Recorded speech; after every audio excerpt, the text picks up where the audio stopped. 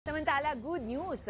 Tiniyak ng Department of Trade and Industry na wala nang ipatutupad na taas presyo sa mga basic goods at prime commodities ngayong taon.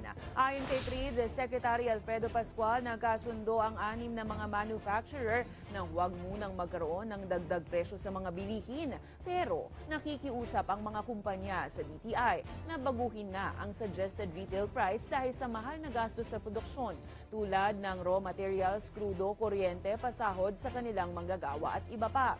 Iginigiit naman ng ahensya na wala silang nakikitang dahilan para payagan na itaas ang SRP sa mga basic goods, pero tiniyak nito na bukas sila na pakinggan ang hinaing ng mga manufacturer. 6 manufacturers withdrew their earlier request for price increase at naka-influence naman sa iba yun. At nagkaroon ng consensus na hold off muna hanggang end of the year.